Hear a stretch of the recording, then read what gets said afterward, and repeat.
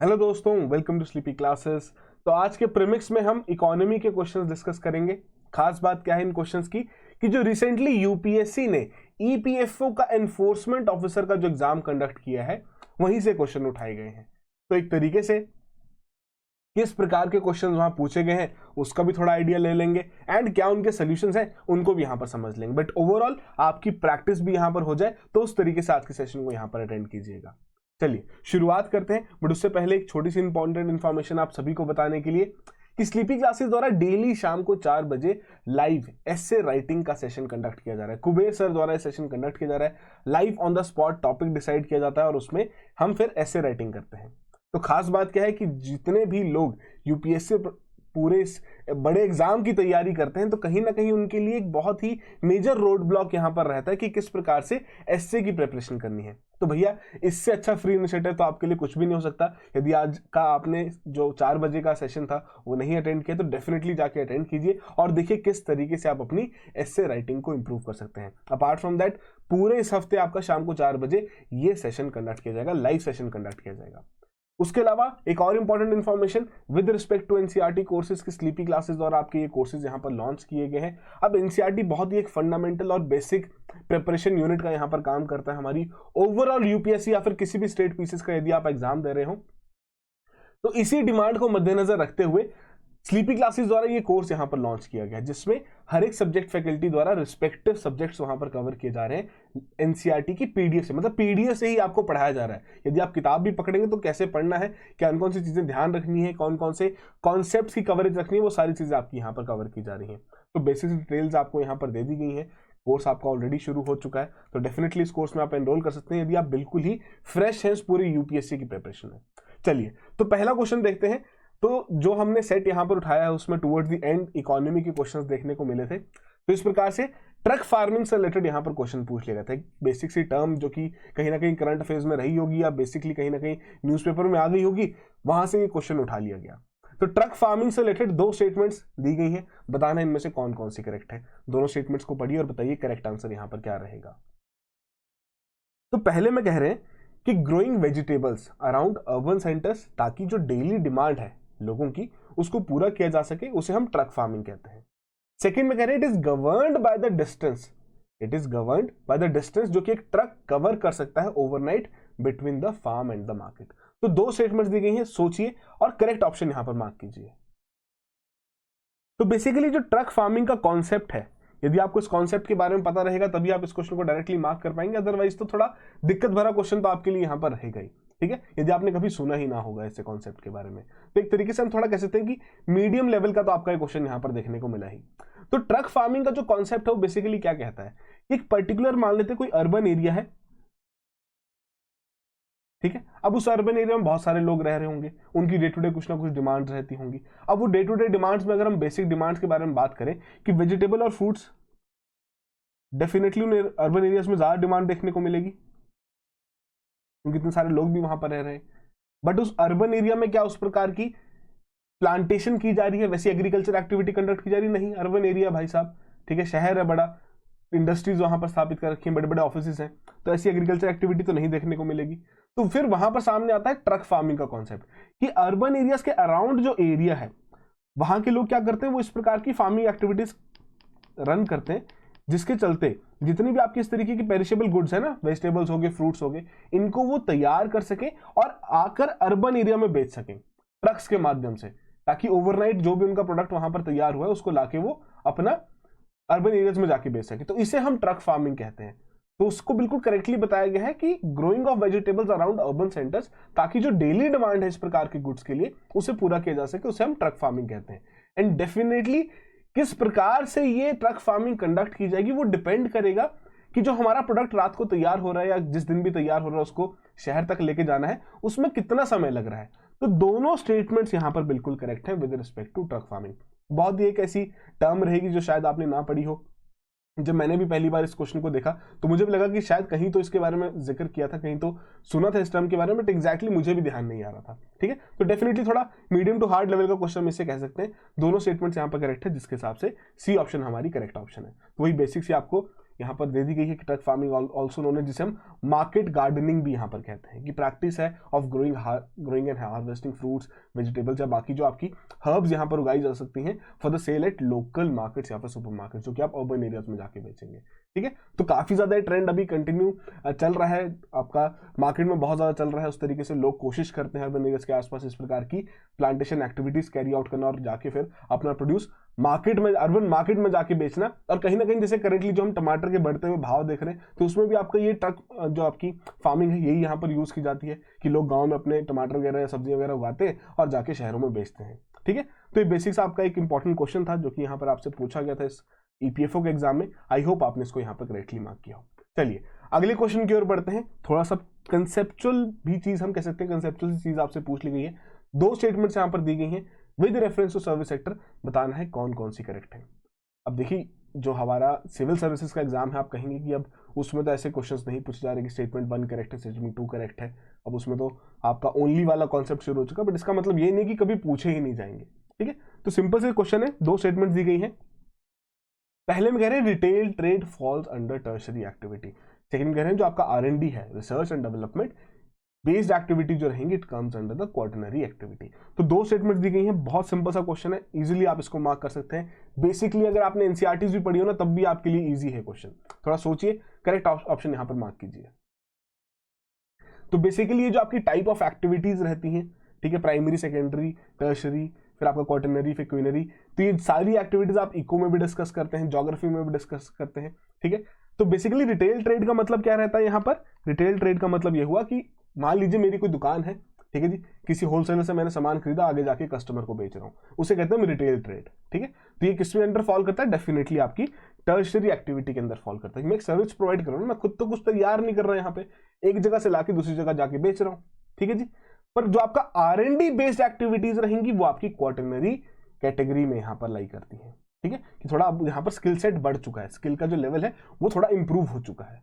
ठीक है, तो हिसाब से दोनों स्टेटमेंट्स यहाँ पर करेक्ट है और C option again correct option है। तो रिटेल ट्रेड क्या रहता है, जो आपकी मर्चेंडाइज बेची जाती है इस तरीके से, ठीक है, डायरेक्टली कस्टमर को। और कौन कौन से आपके 5 सेक्टर्स इकोनॉमी के, primary, secondary, tertiary, quaternary, quinary. फिर बेसिक से लिस्ट आपको यहाँ पर दे दी गई है। प्राइमरी में आपका माइनिंग, एग्रीकल्चर, जहां से आपका रॉ मटेरियल तैयार हो रहा है, सेकेंडरी में जहां पर उस रॉ मटेरियल को हम कन्वर्ट करके किसी पर्टिकुलर प्रोडक्ट में तैयार कर रहे हैं, टर्शरी सिंपल सी कहानी जहां पर आपकी सर्विसेज प्रोवाइड की जा रही है। फिर क्वाटरनरी और क्वीनरी एक तरीके से टर्शरी की कैटेगरीज यहां पर मानी जाती हैं, कि थोड़ा क्वाटरनरी में आपका थोड़ा और स्किल सेट बढ़ जाएगा, क्वीनरी में फिर आपको थोड़ा पब्लिक एडमिनिस्ट्रेशन वाली सर्विसेज यहां पर ऐड हो जाएंगी। ठीक है, तो बेसिक से पॉइंट्स है, प्लीज इन्हें ध्यान में रखिएगा, कंफ्यूज नहीं होना ऐसे क्वेश्चंस में जो कि डायरेक्टली बहुत इजीली वहां पर पूछे जाते हैं और हम कई बार ओवर थिंक में चले जाते हैं और कई बार ऐसे आता क्वेश्चन भी वहां पर गलत कर देते हैं। तो आई होप आपने इस क्वेश्चन को यहाँ पर करेक्टली मार्क किया हो। चलिए 109th question, national skill development corporation. कुछ स्टेटमेंट दी गई हैं, 2 हैं, इनकरेक्ट स्टेटमेंट यहां पर फाइंड आउट करने के लिए कहा गया है। अगेन 4 कोड्स हैं, पढ़िए दोनों स्टेटमेंट्स को, बताइए करेक्ट क्या है। पहले में कह रहे हैं not for profit public limited company है जिसकी स्थापना ministry of skill development and entrepreneurship द्वारा की गई है। सेकंड में कह रहे हैं कि प्रमोट करता है skill development bye catalysing creation of only large quality and non profit vocational institutes. तो 2 स्टेटमेंट्स हैं, क्या लगता है आपको कौन सी स्टेटमेंट यहां पर इनकरेक्ट है? तो जो क्वेश्चन आपसे यहां पर पूछा गया है NSDC वाला, नेशनल स्किल डेवलपमेंट कॉर्पोरेशन वाला, अभी डायरेक्टली फैक्चुअल क्वेश्चन है। ठीक है, थोड़ी दिक्कत आ सकती है ऐसे क्वेश्चंस को वहां पर अटेम्प्ट करने में। अब डेफिनेटली अब दिक्कत क्यों आएगी, क्योंकि आपको शायद वो फैक्ट रिटेन ना कर पाए, और फैक्ट्स को रिटेन करना डेफिनेटली थोड़ा एक टास्क रहता है, बहुत डिफिकल्ट टास्क रहता है। कॉन्सेप्ट्स हम फिर भी थोड़ा समझ पाते हैं, कॉन्सेप्चुअल क्वेश्चन को फिर भी अगर कॉन्सेप्ट की क्लैरिटी रहेगी तो हम इजीली वहां पर सॉल्व कर पाएंगे। बट फैक्चुअल क्वेश्चन जब डायरेक्टली पूछ लिए जाते हैं तो बहुत ही हमें थोड़ा सोचना पड़ता है कि एग्जैक्टली क्या इसके बारे में यहाँ पर करेक्ट आंसर रहेगा। तो पहली बात तो सही है कि भैया आपका not for profit public limited company है, बट इसकी स्थापना ministry of skill development and entrepreneurship द्वारा नहीं की गई थी। और एक बहुत ही एक बेसिक टेंडेंसी यहाँ पर क्या रहेगी, स्किल से रिलेटेड कोई डेवलपमेंट कॉर्पोरेशन है तो स्किल मिनिस्ट्री नहीं किया होगा, नहीं, इसकी स्थापना यहाँ पर मिनिस्ट्री ऑफ फाइनेंस द्वारा की गई थी। ठीक है, तो पहली स्टेटमेंट तो इनकरेक्ट है।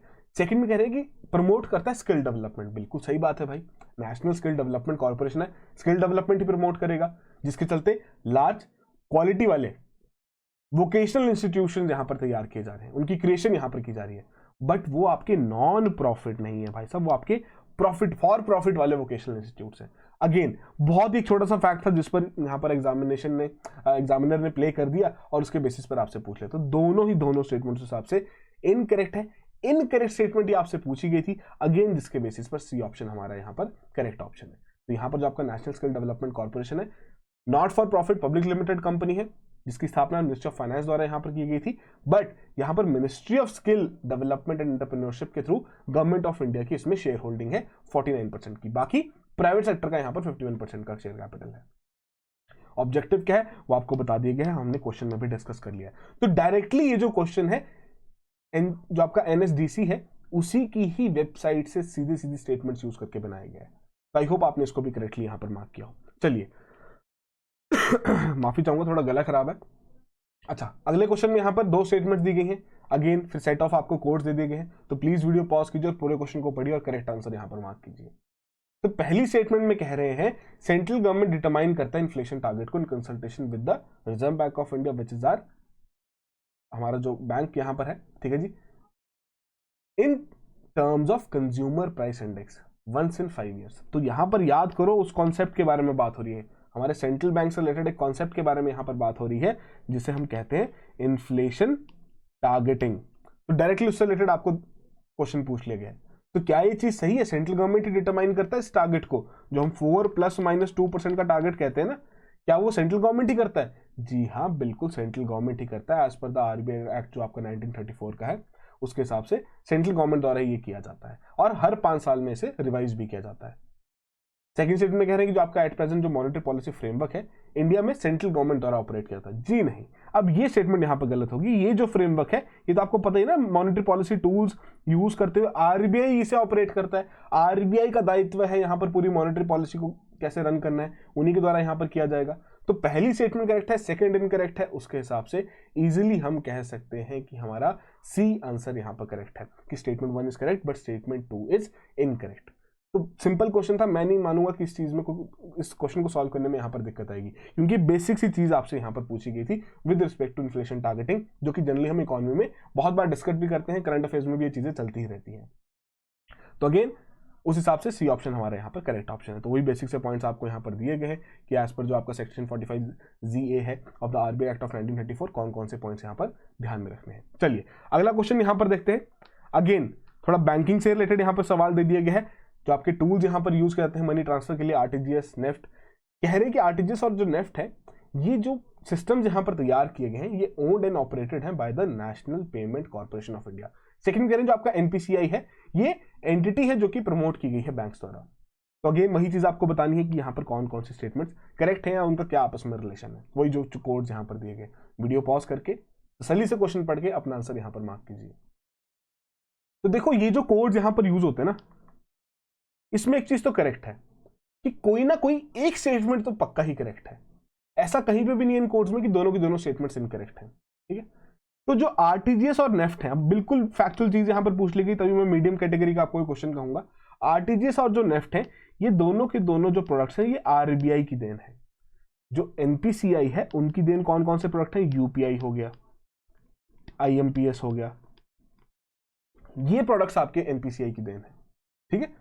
तो आरटीजीएस और नेफ्ट बिल्कुल यहां पर गलत तरीके से बताया गया है। नेफ्ट की तो बिल्कुल ही अगर आप आरबीआई की डॉक्यूमेंट में जाके देखेंगे तो वहां पर आपको दिख जाएगा, बिल्कुल लिखा होता है कि ओन्ड भी है और ऑपरेटेड भी है by the Reserve Bank of India. तो पहली स्टेटमेंट तो हमारी इनकरेक्ट है। तो पहली स्टेटमेंट जैसे इनकरेक्ट बन रही है और सेकंड के बारे में अगर आपको आइडिया नहीं है कि क्या ये एनपीसीआई एक एंटिटी है जो कि बैंक द्वारा प्रमोट की गई है, तो शायद आप अपने आंसर तक डायरेक्टली पहुंच सकते हैं, क्योंकि एक ना एक स्टेटमेंट तो यहाँ पर करेक्ट होगी।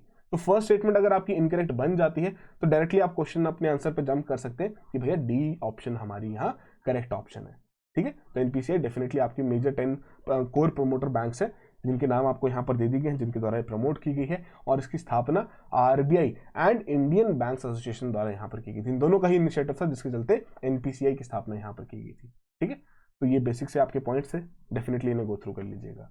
चलिए आगे बढ़ते हैं।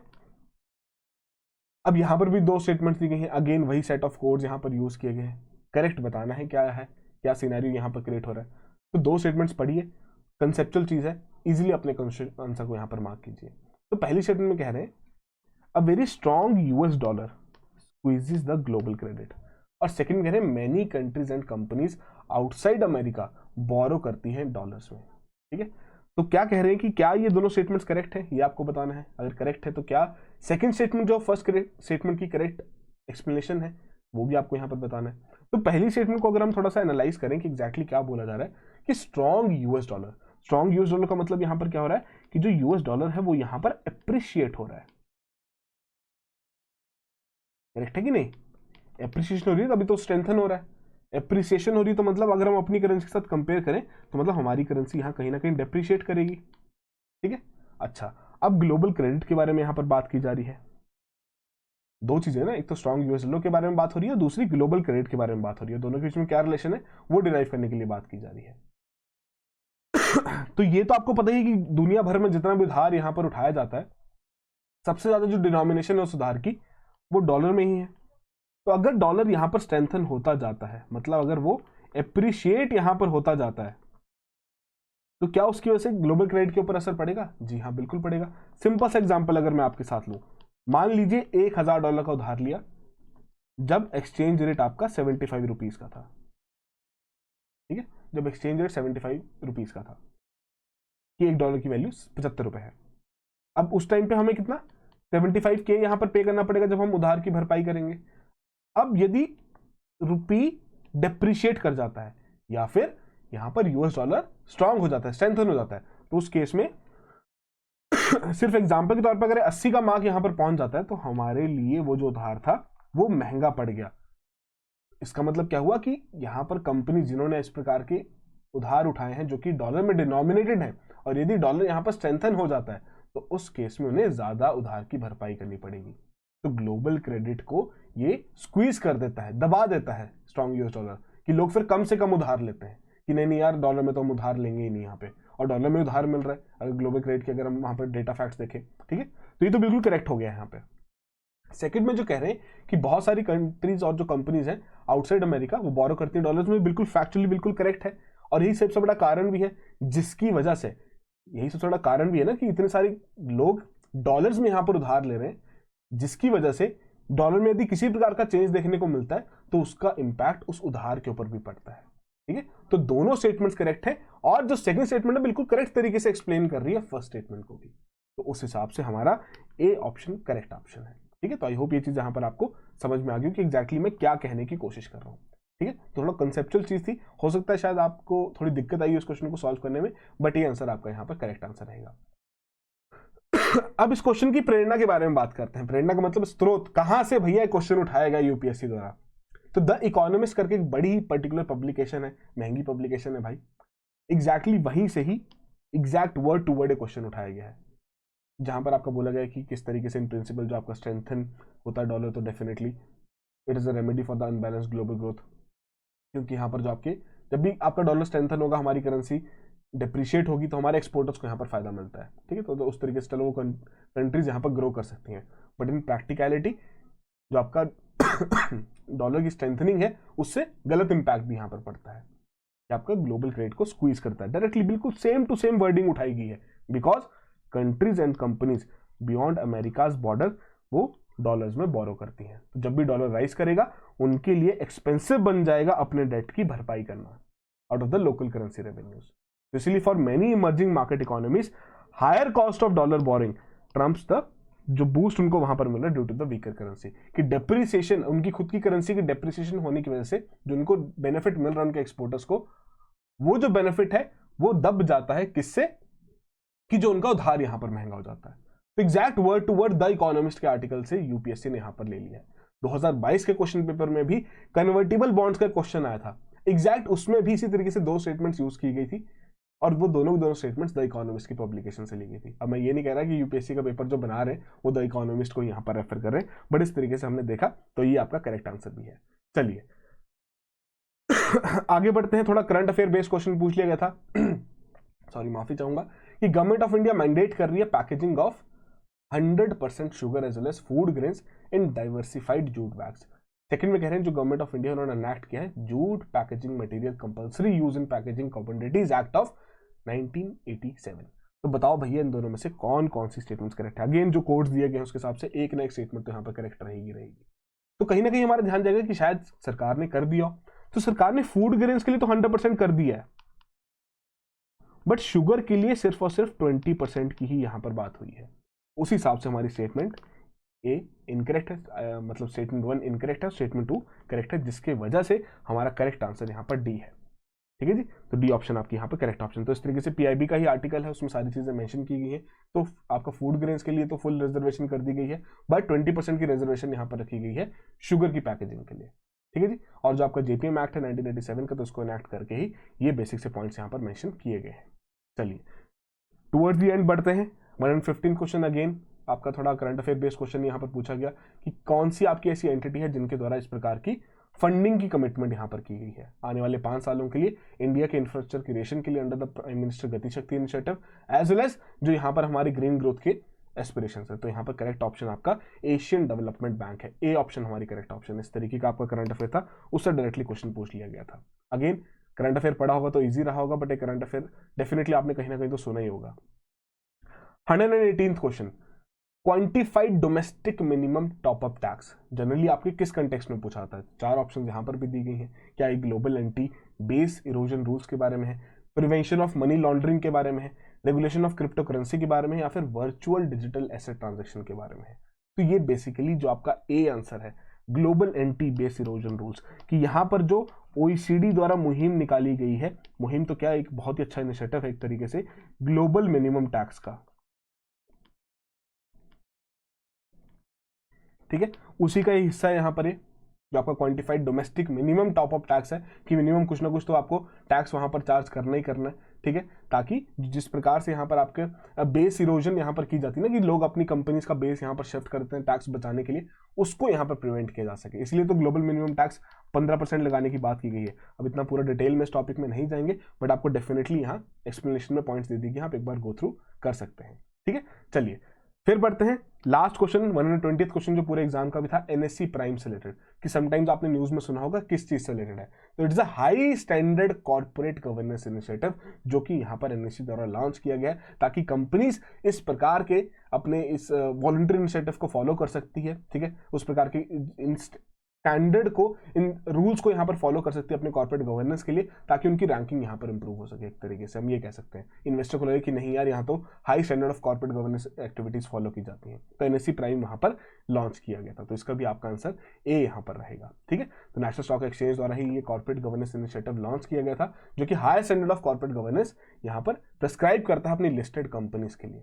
ठीक है, तो ये बेसिक से पॉइंट्स है, बेसिक से क्वेश्चन थे आपके, जो कि ईपीएफओ में यहाँ पर पूछे गए थे, एनफोर्समेंट ऑफिसर के एग्जाम में यहाँ पर पूछे गए थे। तो कमेंट बॉक्स में जल्दी से यहाँ पर मेंशन कीजिए एक सिंपल सा क्वेश्चन आपके लिए यहाँ पर, इस पूरे क्वेश्चन में से क्या है कि आईएमपीएस, आरटीजीएस और नेफ्ट तीनों के बीच का कोई भी एक डिफरेंस कमेंट बॉक्स में मेंशन कीजिए। ठीक है, कि तीनों के बीच में ये एक पर्टिकुलर चीज डिफरेंट है, वो कमेंट बॉक्स में डालिए। चलिए, तो आई होप सभी चीजें आज आपको यहाँ पर समझ में आ गई हो।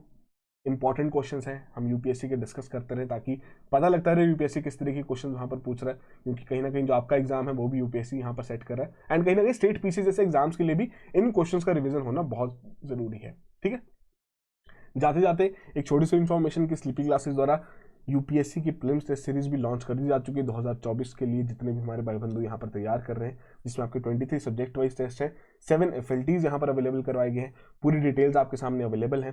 पहला टेस्ट हो चुका है, आप दोबारा भी दे सकते हैं अगर आप एनरोल करते हैं इस पर्टिकुलर टेस्ट सीरीज में, एंड कहीं ना कहीं टेस्टिंग बहुत ही एक इंपॉर्टेंट रोल वहाँ पर प्ले करती है आपकी ओवरऑल प्रिपरेशन में। तो डेफिनेटली मैं आपको एडवाइस करूंगा कि जाइए जरूर इस टेस्ट सीरीज को ज्वाइन कीजिए और अपनी ओवरऑल प्रिपरेशन को बेहतर बनाइए।